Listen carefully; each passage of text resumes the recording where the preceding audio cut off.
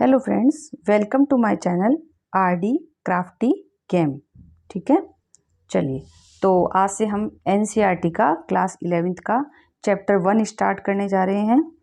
चलो बच्चों, तो सबसे पहले हम some basic concept of chemistry जो आपका चैप्टर 1 है एनसीईआरटी का, वो स्टार्ट कर रहे हैं।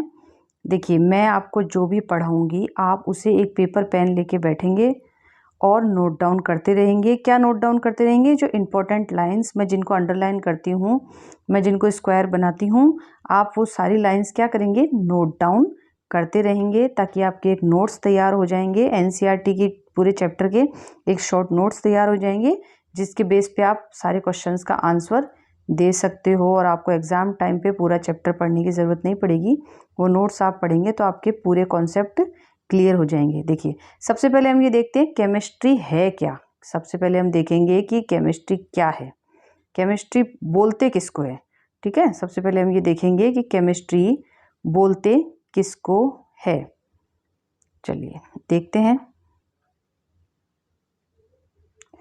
Chemistry is the science of molecules and their transformation.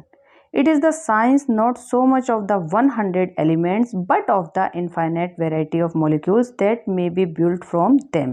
ठीक है, समझे आप? ये आपको कोई पूछे कि केमिस्ट्री क्या होती है तो आप क्या बताओगे कि केमिस्ट्री क्या है। ये डेफिनेशन किसने दी थी? राउल्ड हॉफमैन ने दी थी। ठीक है, तो केमिस्ट्री क्या होती है?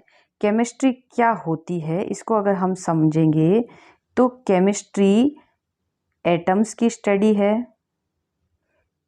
केमिस्ट्री मॉलिक्यूल्स की स्टडी है, प्लस इनके ट्रांसफॉर्मेशन से या इनमें जो रिएक्शंस होती है उससे जो भी प्रोडक्ट बनता है उन सब की भी स्टडी है।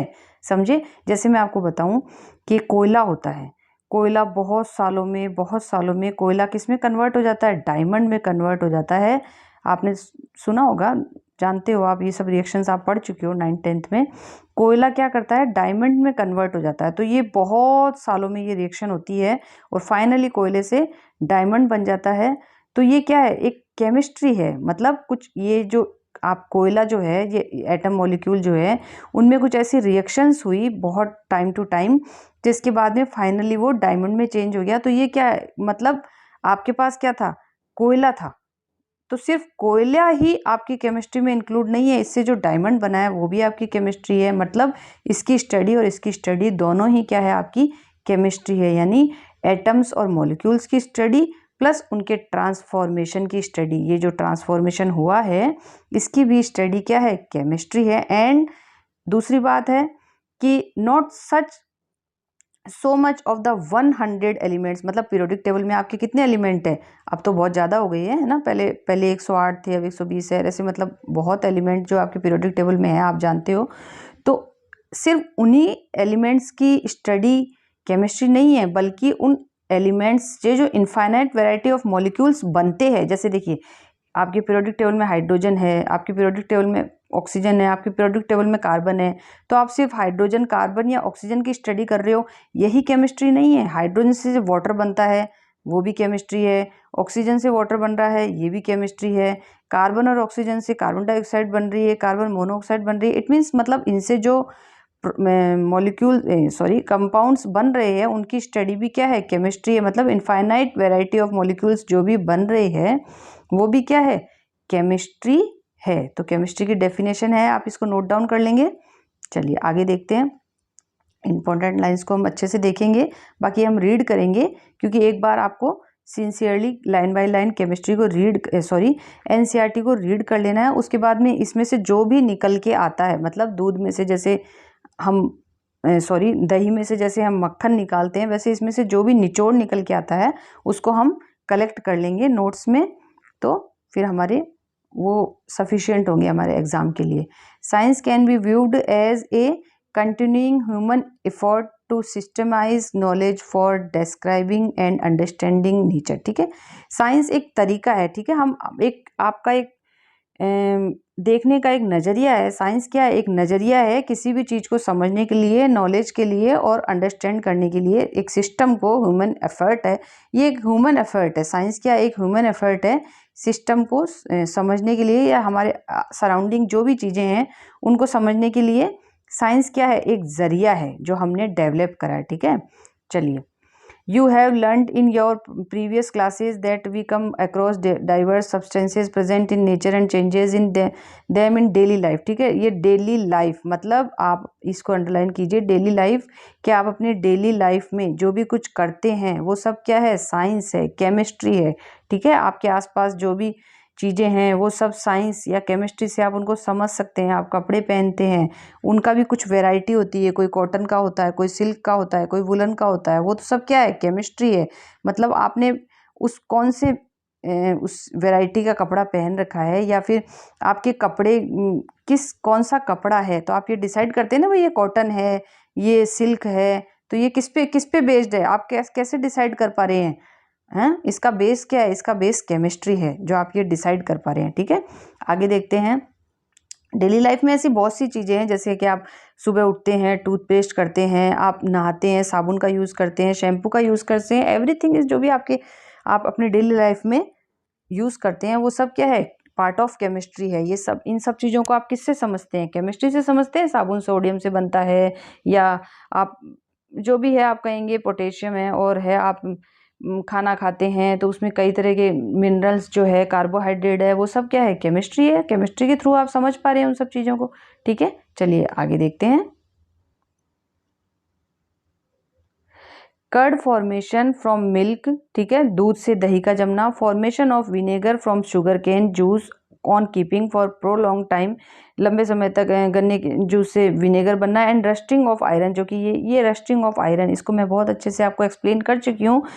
बच्चों, मेरा एक और चैनल है क्राफ्टी केमिस्ट्री से, जिसमें मैं क्लास 10th के वीडियो बनाती हूँ। क्लास 10th का अगर आप में से आपके कोई छोटे भाई बहन क्लास 10th में पढ़ रहे हैं, या क्लास 10th की आपको कोई वीडियो देखनी हो, तो आप उस चैनल पे देख सकते हैं। उसमें मैंने रेस्टिंग ऑफ आयरन बहुत अच्छे से समझाया है आपको, क्योंकि आपकी ये उसमें प्रीवियस क्लासेस में आया हुआ है। Rusting of iron are some of the examples of changes which we come across many times, ठीक है। समझ रहे हैं आप? तो ये सब चीज़ें आप पढ़ चुकी हो प्रीवियस क्लासेस में, आप सिंपली अपने को एक्सप्लेन की गई है। For the sake of convenience science is सब डिवाइडेड इनटू वेरियस डिसिप्लिन्स, ठीक है। अब देखिए, ये इंपॉर्टेंट लाइन आपकी आ रही है कि अपने कन्वीनियंस के लिए साइंस को फिर क्या किया गया है? सब डिवाइड किया गया है। केमिस्ट्री में, फिजिक्स में, बायोलॉजी में, जियोलॉजी में, etcetera. The branch of science that studies the preparation, properties, structure, reactions of material substances is called chemistry, ठीक है।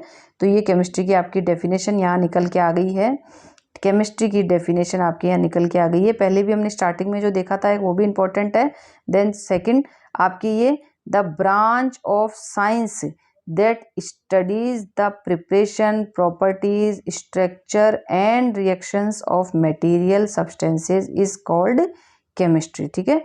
साइंस की वो ब्रांच जिसके अंदर आप प्रिपरेशन को, प्रॉपर्टीज को, स्ट्रक्चर को, रिएक्शंस को ऑफ मटेरियल को समझते हैं, उसे हम क्या बोलते हैं? केमिस्ट्री बोलते हैं, ठीक है। चलिए आगे देखते हैं। Development of chemistry. देखिए, जो मैं आपको ये यहाँ तक आपने जो ये पैराग्राफ देखा है, इस पैराग्राफ में आपकी क्या कौन सी लाइन इंपॉर्टेंट मिली है आपको? ये देखिए, सॉरी, ये इसके ऊपर आपने ये देखो, ये फर्स्ट जो हमारा था वो ये आपका बहुत इंपॉर्टेंट था, आपको इसको नोट डाउन कर लेना है। ये पूरा आपका इंपॉर्टेंट है। उसके बाद में आगे यहाँ अपन ने जो देखा, ये जो है मैं एग्जांपल्स, ये आप पहले भी प्रीवियस क्लासेस में पढ़ चुके हैं, बहुत ही सिंपल एग्जांपल है। फिर भी अगर आप इन्हें रिमाइंड करना चाहते हैं तो आप कर सकते हैं। वैसे ये एग्जांपल्स आप बिफोर में पढ़ चुके हैं और आपको ये अब आने चाहिए, क्योंकि आप एज ए साइंस स्टूडेंट अब स्टडी कर रहे हैं, तो ये छोटे छोटे एग्जाम्पल्स आपको आने चाहिए, ठीक है। कोशिश कीजिए कि आपको ये याद ही रहे। चलिए, और उसके बाद में लास्ट एंड फाइनल जो आपने देखा, केमिस्ट्री की डेफिनेशन जो यहाँ निकल के आई है आपके, ये आपको इम्पोर्टेंट नोट डाउन कर लेनी है। चलिए आगे पढ़ते हैं। देखिए, जो भी आप मेरे साथ में एक बार आपको नहीं समझ में आता है, अगर ऐसा लगता है कि कुछ समझ में नहीं आया है, तो आप वीडियो को एक बार पॉज कीजिए। वीडियो को पॉज करके उस पैराग्राफ को आप फिर से दोबारा पढ़िए। अपनी बुक पास में लेके बैठिए, या तो बुक लेके बैठिए आप, या फिर ये जो इस तरह से PDF डाउनलोड कर लीजिए आप गूगल से, और PDF डाउनलोड करके आप स्टडी कीजिए।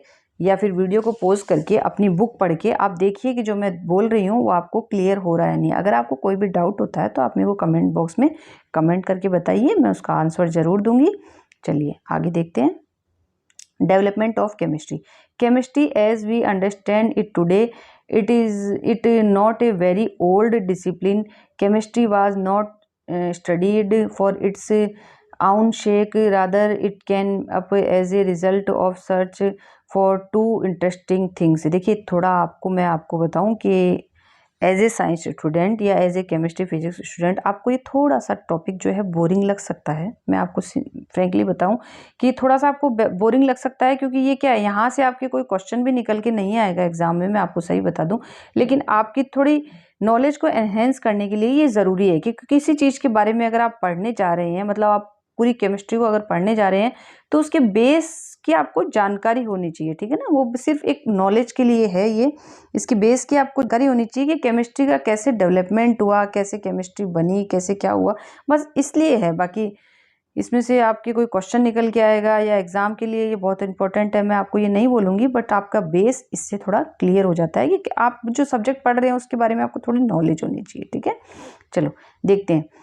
फिलोसोफर्स स्टोन पारस which would convert all baser metals, example iron and copper into gold, ठीक है। देखो ये सब चीज़ें आप बचपन से सुनते आ रहे हो अपने बड़ों से, या डेली लाइफ में बोलने में भी कई बार सुनने में आ सकता है कि जैसे एक पत्थर होता है ना, जो पत्थर पारस पत्थर होता है, वो क्या करता है, आयरन को और कॉपर को गोल्ड में कन्वर्ट कर देता है, ठीक है। तो वो क्या है, वो एक केमिस्ट्री है, क्योंकि कुछ ना कुछ ऐसी रिएक्शन वो पत्थर, जो पारस पत्थर होता है, जो पारस पत्थर होता है वो कुछ ना कुछ ऐसी रिएक्शन करता है आयरन और कॉपर में, तो वो उसको क्या करता है, गोल्ड में कन्वर्ट कर देता है। अगेन मैंने बताया था ना आपको, ट्रांसफॉर्मेशन जो होता है, जैसे मैंने आपको डायमंड का एग्जांपल देखिए अभी समझाया था, वही वाली बात है। तो ये क्या है, केमिस्ट्री से ही आप इसको समझ पाते हैं।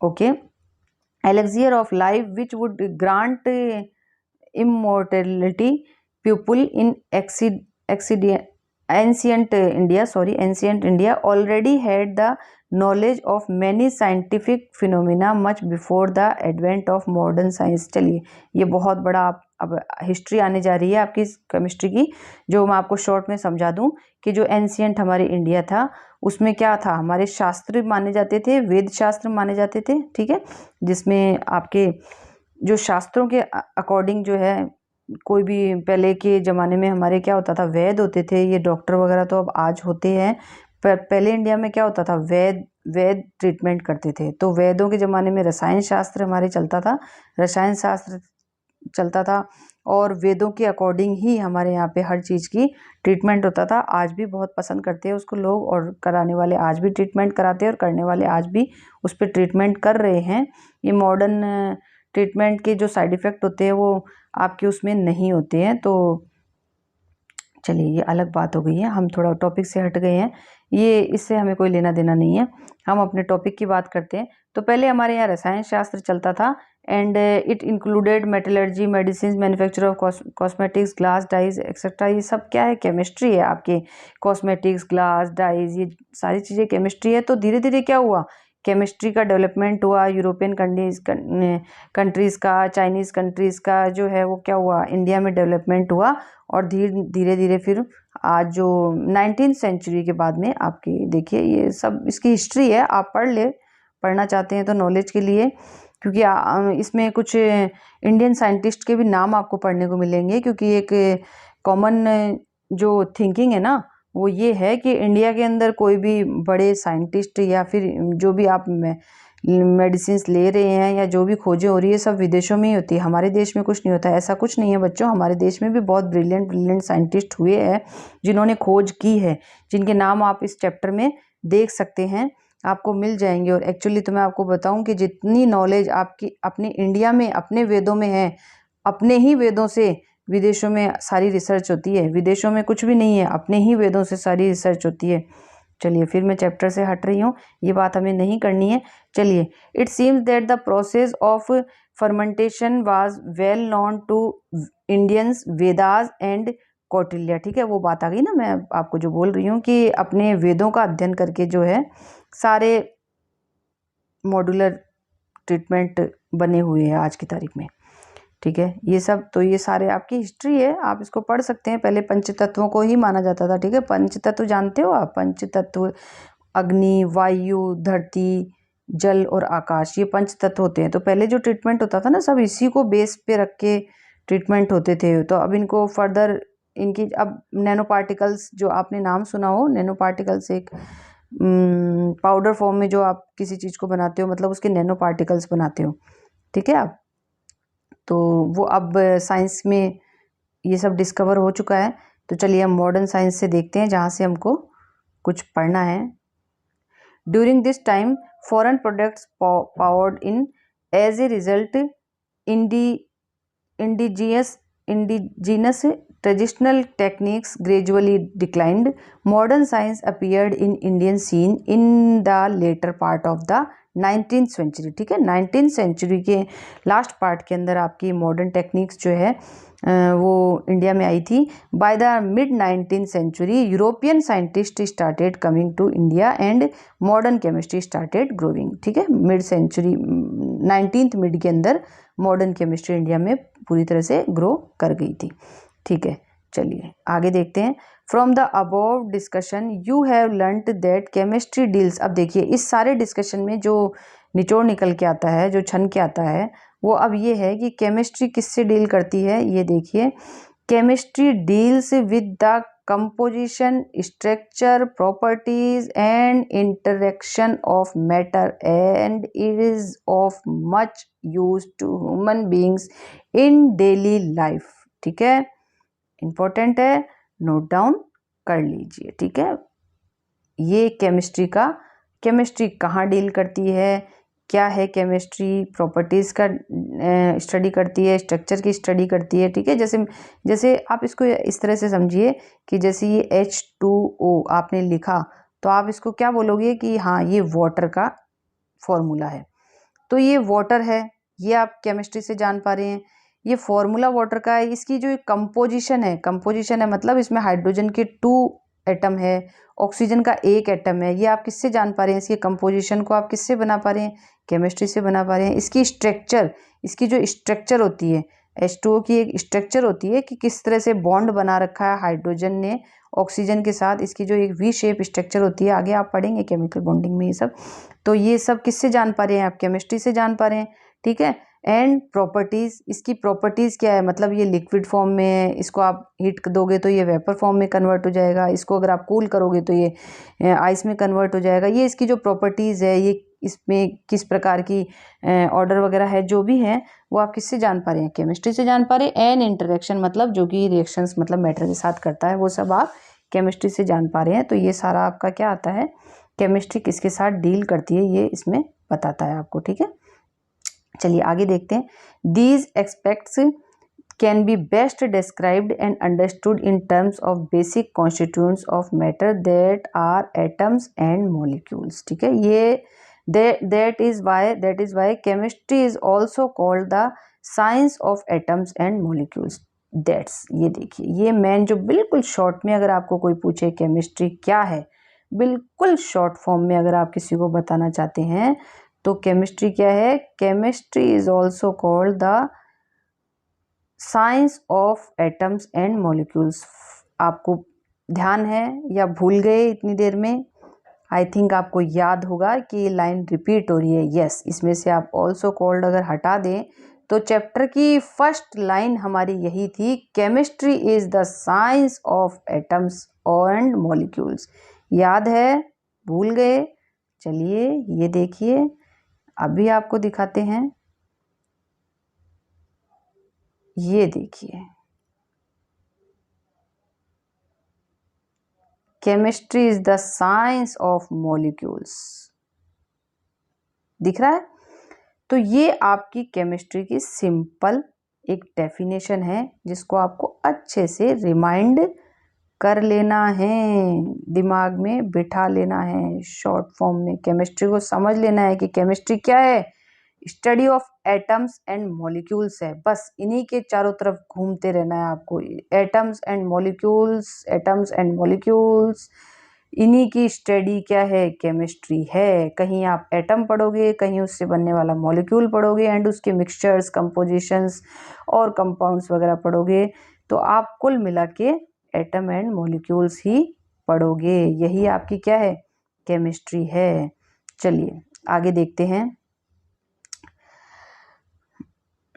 Can we see weigh and perceive these entities, atoms and molecules? Is it possible to count the number of atoms and molecules in a given mass of matter and have a quantitative relationship between the mass and the number of these parts? मतलब क्या ये possible है? जैसे मैं बोलूँ आपको, जैसे मैं आपको बोलूँ कि जैसे मैं बोलूँ कि ये पानी, ये ग्लास है, मैंने इसमें पानी डाल रखा है, तो क्या ये पॉसिबल है कि मैं ये ऑब्ज़र्व कर सकूं कि इसमें क्या है, इसमें पानी है, ये हम ऑब्ज़र्व कर पा रहे हैं। इस पानी, ये इसकी स्ट्रक्चर क्या है, क्या ये पॉसिबल है? क्या इसके अंदर जो एटम है या फिर ये कौन से मैटर से बन के मिल के बना है, क्या हम ये जान सकते हैं? तो यस, ये पॉसिबल है। किस में पॉसिबल है? केमिस्ट्री में पॉसिबल है। कैसे, समझ रहे हैं मेरी बात आप? मतलब मैं ये कहना चाह रही हूँ कि ये पानी है, किसी भी चीज़ में समझ लीजिए आप, बाउल में पानी भरा हुआ है, ये पानी है, तो ये पानी है। आप सिर्फ इतना ही समझ सकते हैं कि ये पानी है, बट पानी के अंदर क्या है? पानी के अंदर बहुत से हाइड्रोजन है, सॉरी H2O एटम मॉलिक्यूल है, बहुत सारे H2O मॉलिक्यूल है। ये आपने कैसे जाना? ये केमिस्ट्री के थ्रू आपने जाना कि इसमें क्या है, पानी में क्या हो सकता है। पानी में हाइड्रोजन है और ऑक्सीजन है, पानी में H2O है, पानी में आयरन है, H O नेगेटिव, ये आयन है। ये सब आपने किससे जाना? केमिस्ट्री से जाना। मतलब इसकी जो स्टडी आपने पूरी करी वो थ्रू केमिस्ट्री करी। तो yes, is it possible? Yes, is it possible. ठीक है, is it possible to count the number of atoms and molecules, बोल चुके हैं हम। Mass and the number of these particles, we will get the answer of some of these questions in this unit. ये देखिए, आपके इस unit में आप ज़्यादातर क्या समझेंगे, मेजरेबल जो यूनिट्स हैं उन्हीं को आप इस चैप्टर में पढ़ने वाले हैं। मतलब किस तरह से आप किसी चीज़ को काउंट कर सकते हैं, किसी भी नंबर को, तो उसके बारे में ही ज़्यादा इस चैप्टर में सारे रूल्स दिए हुए हैं आपके, जो आप पढ़ेंगे, लॉ जितने भी आप पढ़ेंगे इस चैप्टर में। तो ये कह रहा है कि हम उसको इस चैप्टर में डिस्कस करने वाले हैं। ठीक है, चलिए आगे देखते हैं। We will further describe how physical properties of matter can be quantitatively described using numerical values with suitable units. ठीक है, तो मतलब ये जैसे कि जब आप बोलते हैं कि 1 लीटर मिल्क, आप बोलते हैं 1 लीटर मिल्क, बोलते हैं ना, तो मिल्क के लिए आप क्या बोलते हैं? लीटर बोलते हैं। वहीं अगर आपको मैं शुगर के लिए बोलूँ तो आप क्या बोलोगे? 1 kg शुगर, वहाँ आप लीटर नहीं बोलोगे। तो ये क्या है, ये आप डिस्क्राइब कर सकते हैं। इस यूनिट में आपको ये समझाया जाएगा कि आप केजी यूनिट है, लीटर यूनिट है, तो ये सारी चीज़ें आपको इस यूनिट में उनका यूज़ कैसे होता है, कहाँ होता है, किस तरह के मेजरमेंट आपको उसमें बताए जाते हैं, वो सब आप इस यूनिट में पढ़ोगे। चलिए आगे देखते हैं। यहाँ तक क्लियर है? इस पूरे, ये आपकी एक तरह से हिस्ट्री है, हिस्ट्री ऑफ केमिस्ट्री है। ठीक है, जो कि केमिस्ट्री का जो डेवलपमेंट हुआ है उसको यहाँ समझाया गया है, हिस्ट्री ऑफ केमिस्ट्री। अब आता है आपका importance of chemistry. Importance of chemistry. Chemistry plays a central role in science and is often intertwined with other branches of science. Principles of chemistry are applicable to diverse areas such as weather patterns, functioning of brain and operations of a computer. ठीक है, तो मतलब chemistry हर जगह use होती है, आपकी daily life में तो यूज़ होती ही होती है, लेकिन और भी जगह जो यूज़ होती है वो प्रिंसिपल्स ऑफ केमिस्ट्री डाइवर्स करते हैं। कहाँ कहाँ करते हैं? फंक्शनिंग ऑफ ब्रेन में। ठीक है, आपके जो ब्रेन का फंक्शन है उसको भी आप केमिस्ट्री से समझ सकते हैं, जो कि सोडियम और पोटेशियम का जो होता है ना, मतलब कितने पोटेशियम बाहर जाएंगे, कितने सोडियम अंदर आएंगे, इस तरह का जो आप किससे समझते हैं? केमिस्ट्री से समझते हैं। Operation of a computer, computer को का ऑपरेशन जो होता है, मतलब कंप्यूटर का जो सिस्टम डेवलपमेंट होता है उसको भी आप किससे समझते हो? वो भी फिजिक्स केमिस्ट्री से ही आप समझ पाते हो उसको। ठीक है, आगे देखिए, प्रोडक्शन इन केमिकल इंडस्ट्रीज़ में प्रोडक्शन जो कपड़े वगैरह बनते हैं या जो भी सामान बनता है केमिकल इंडस्ट्रीज़ के अंदर, डाइज वगैरह बनती है आपकी और कॉस्मेटिक्स वगैरह बनते हैं, ये सब केमिस्ट्री के बेस पर ही ये manufacturing, fertilisers, alkalis, acid, salts, dyes, polymers, drugs, soaps, detergent, metals, alloys etcetera including new material, जो भी कुछ आपकी डेली लाइफ में या अपने चारों तरफ जो भी कुछ है उन सब को आप केमिस्ट्री की वजह से ही समझने में कैपेबल होते हो। ठीक है, तो chemistry is very important. Chemistry contributes in a big way to the national economy. It also plays an important role in meeting human needs for food. ठीक है, अपन जो खाना खाते हैं उसमें भी केमिस्ट्री का एक बहुत बड़ा रोल होता है, क्योंकि अपन खाने में क्या खा रहे हैं, मिनरल्स, कार्बोहाइड्रेट, विटामिन्स, एंजाइम, ये सब जो अपन सब केमिस्ट्री है। Health care products and other material aimed at improving the quality of life. ठीक है, हेल्थ केयर जो प्रोडक्ट होते हैं ना, जैसे आप हमको दूध पीना चाहिए, या ये जो प्रोटीन पाउडर वगैरह मार्केट में अवेलेबल है आजकल, जो कि बच्चों के ब्रेन की डेवलपमेंट के लिए या बॉडी डेवलपमेंट के लिए जो मिलते हैं आपको हेल्थ केयर पाउडर, वो क्या है, केमिकल जो उसमें जो प्रोडक्ट है वो क्या है, केमिस्ट्री के बेस पर ही बना है। मतलब केमिस्ट्री की नॉलेज होगी तो ही आप वो बना पाओगे। Other material aimed at improving the quality of life, आपकी लाइफ को अच्छा इम्प्रूव करने के लिए वो चीज़ें जो तैयार की जाती है, तो आप जो जानेगा इस बात को कि भाई ये किस चीज़ से बनता है, इसको कैसे बनाया जाएगा, इसमें प्रोटीन है, इसमें आयरन है, तो इससे ये पाउडर बनेगा, तो वही बना सकेगा जिसको केमिस्ट्री की नॉलेज होगी।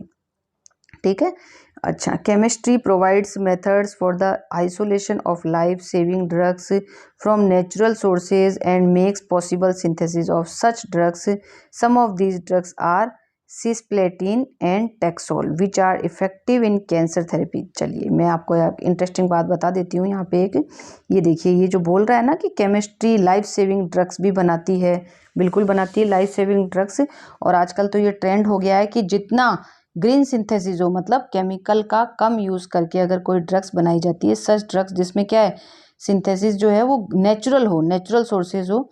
मेरी अपनी पीएचडी भी इसी चीज़ पे बेस्ड है, मैंने पीएचडी इसी पे की हुई है, ग्रीन सिंथेसिस पे, नैनो पार्टिकल्स के ग्रीन सिंथेसिस पे। मतलब हमें मेरी पीएचडी में मैंने यही पढ़ा है उसमें कि जो ड्रग्स है या जो भी चीज़ें हैं, मेनली मेडिसिन जो है वो किससे बनाई जाए, प्लांट से मेडिसिन बनाई जाए, ग्रीन सिंथेसिस किया जाए, बिना किसी केमिकल के यूज़ के ड्रग्स बनाई जाए।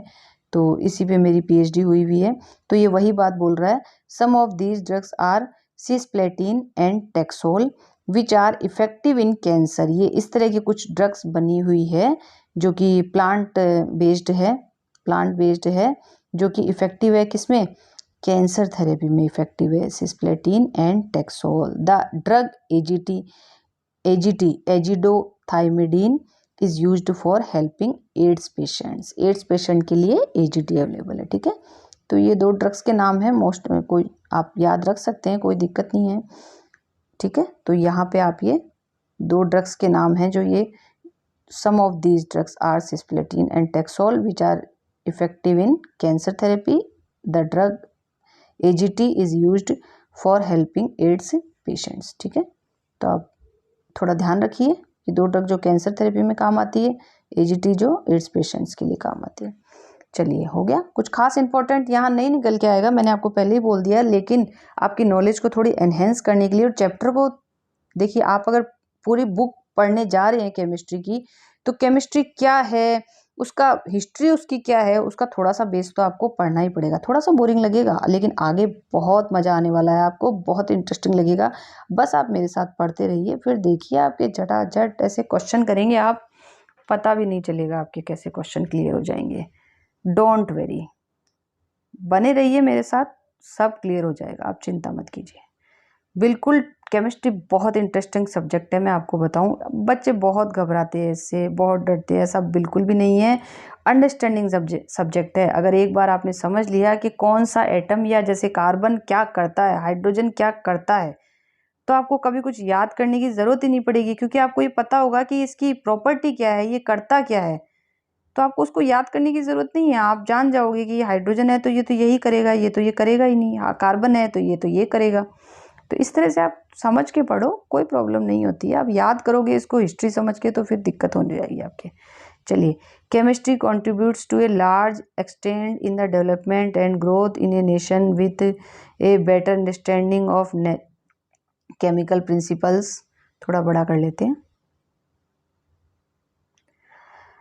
It has now become possible to design and synthesize new material having specific magnetic, electric and optical properties। ठीक है, अब ये भी आप जानते हो ना कि आजकल मैग्नेट से, इलेक्ट्रिक से और ऑप्टिकल तरीके से भी जो है ट्रीटमेंट्स करे जाते हैं, इस पे भी सिंथेसाइज होता है। This has lead to the production of super conducting ceramics, conducting polymers, optical fibers, etc. Chemistry has helped in establishing industries which manufacture utility goods like acids, alkalis, dyes, polymers, metals, etc. वही बातें हैं, कोई खास important नहीं है। मैं आपको बता दूं बस केमिस्ट्री क्या है, आपको ये समझ में आ जाएगा इससे। ठीक है, तो नथिंग इज इम्पॉर्टेंट। आगे चलते हैं। रिसेंट ईयर्स क्लोरोफ्लोरोकार्बन, ये आप देख सकते हैं, मतलब जो थोड़ा सा कुछ इम्पोर्टेंट मुझे लग रहा है तो मैं आपको वो बताऊंगी। ये देखिए, चलिए। In recent years chemistry has helped in dealing with some of the pressing aspects of environmental degradation with a fair degree of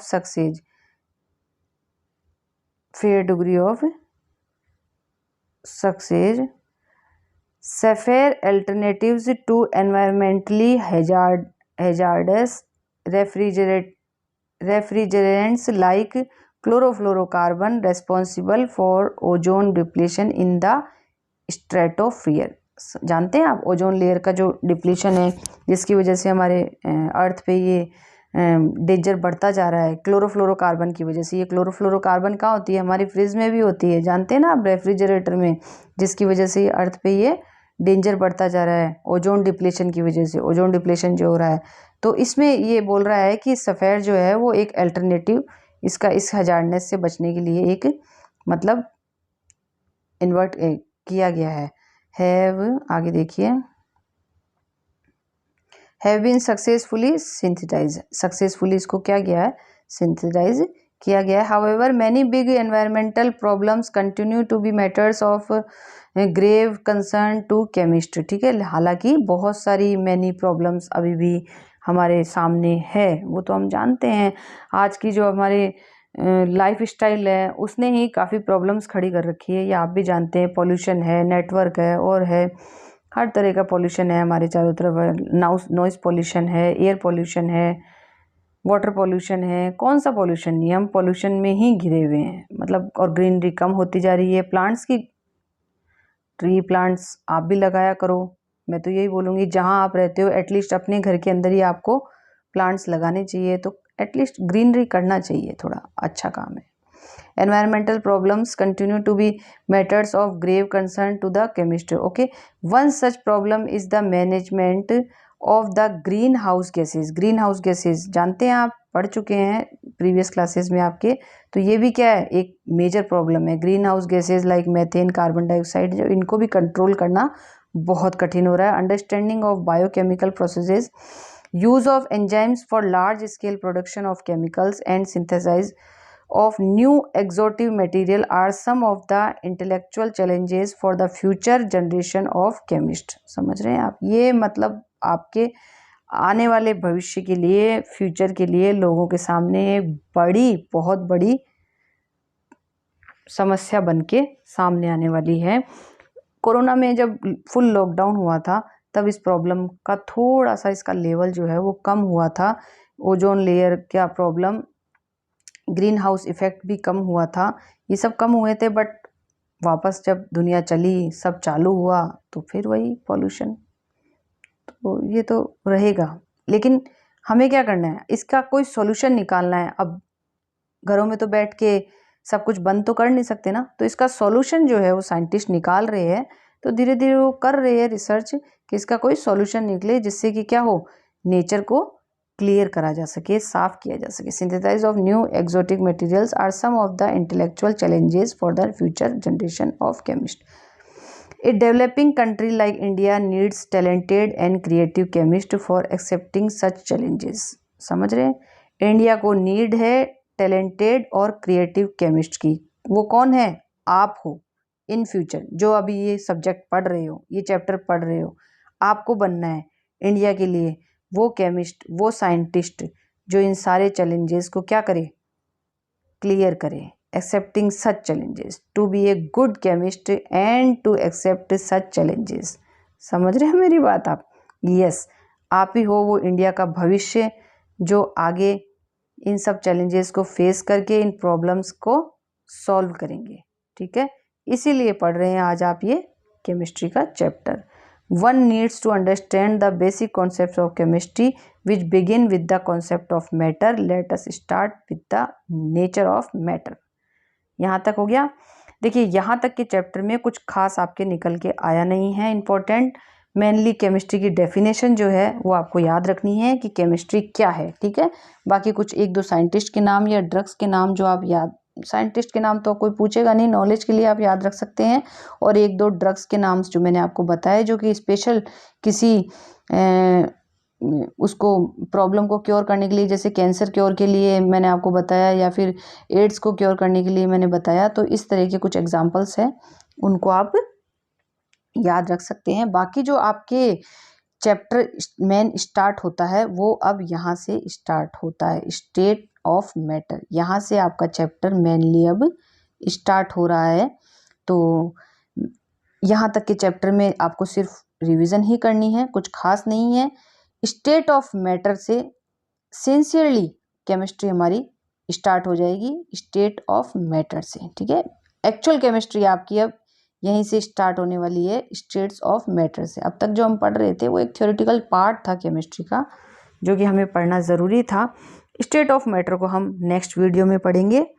और यहाँ तक के वीडियो में अगर आपको कोई कन्फ्यूजन है, वैसे तो कन्फ्यूजन वाला कोई वीडियो नहीं है ये, क्योंकि इसके अंदर हिस्ट्री पार्ट ही ज़्यादा है, लेकिन फिर भी अगर आपको कोई कन्फ्यूजन है, कोई क्वेरी है या आप कुछ जानना चाहते हैं तो कमेंट बॉक्स में मुझे कमेंट करके ज़रूर बताइए। ठीक है, तो पढ़ते रहिए। इस साल पूरी केमिस्ट्री आप मेरे साथ पढ़ेंगे, पूरी एनसीईआरटी आप मेरे साथ पढ़ेंगे, ये मैं आपको प्रॉमिस करती हूँ। चलिए, तो मिलते हैं नेक्स्ट वीडियो में जल्दी ही। और जो भी कोई प्रॉब्लम हो कमेंट बॉक्स में कमेंट करके ज़रूर बताइए। चैनल को लाइक, शेयर एंड सब्सक्राइब कीजिए। थैंक यू बच्चों।